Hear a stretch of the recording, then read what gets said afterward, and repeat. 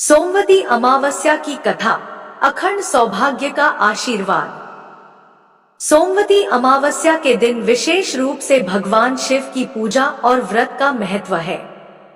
यह दिन विशेष रूप से स्त्रियों के लिए महत्वपूर्ण होता है, क्योंकि इस दिन व्रत रखने से उनकी सारी मनोकामनाएं पूरी होती हैं और अखंड सौभाग्य की प्राप्ति होती है। इस दिन सोमवती अमावस्या की कथा का पाठ करना अत्यंत लाभकारी माना जाता है। अब जानिए इस कथा के बारे में। सोमवती अमावस्या की व्रत कथा। एक समय की बात है, एक गरीब ब्राह्मण परिवार में पति पत्नी और उनकी एक सुंदर संस्कारी बेटी रहती थी।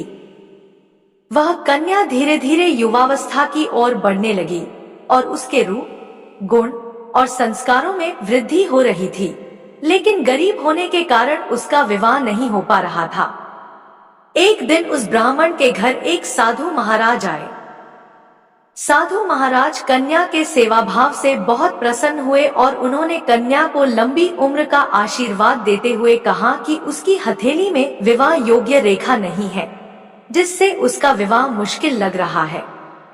ब्राह्मण दंपति ने साधु से पूछा कि क्या उपाय है जिससे उनकी बेटी का विवाह हो सके। साधु ने ध्यान करके कहा कि एक गांव में सोना नाम की धोबिन जाति की महिला रहती है, जो अपने पति परायण और बहुत ही संस्कारी है। वह महिला यदि इस कन्या की सेवा करती है और अपनी मांग का सिंदूर उसकी मांग में लगा देती है, तो कन्या का विवाह योग बन सकता है। साधु ने यह भी कहा कि वह धोबिन कहीं आती जाती नहीं है, लेकिन यदि कन्या उसकी सेवा करती है तो वह सिंदूर लगाने का वचन दे सकती है। यह सुनकर ब्राह्मणी ने अपनी बेटी को धोबिन की सेवा करने को कहा। अगले दिन कन्या प्रातःकाल उठकर सोना धोबिन के घर जाती और घर की साफ सफाई और अन्य काम करती, फिर घर वापस लौट आती।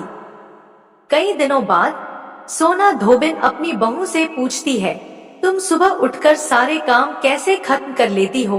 बहू कहती है, मैंने सोचा था कि आप ही सुबह सुबह सारे काम खुद ही कर लेती हैं। दोनों सास बहू मिलकर निगरानी करने लगी, ताकि पता चले कि कौन है जो सुबह सुबह घर के सारे काम करके चला जाता है।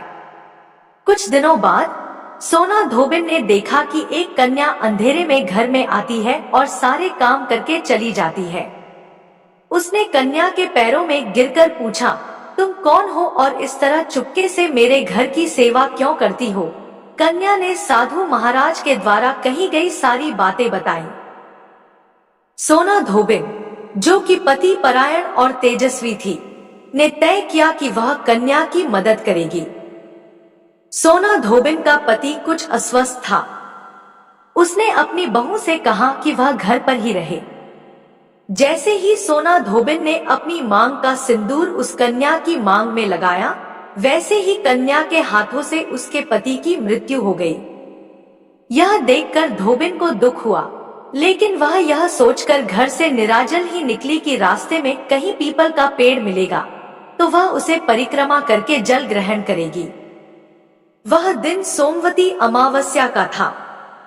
धोबिन ने ब्राह्मण के घर मिले पुए पकवान की बजाय 108 बार भंवरी लेकर पीपल के पेड़ की परिक्रमा की और फिर जल ग्रहण किया। यह अद्भुत कार्य करते ही उसके पति के शरीर में वापस प्राण लौट आए और उसका पति जीवित हो उठा। यह कथा हमें यह सिखाती है कि सोमवती अमावस्या के दिन पूजा और व्रत करने से अखंड सौभाग्य की प्राप्ति होती है। साथ ही यह भी सिद्ध करती है कि देवी देवताओं की कृपा और उचित उपायों से किसी भी कठिनाई को दूर किया जा सकता है।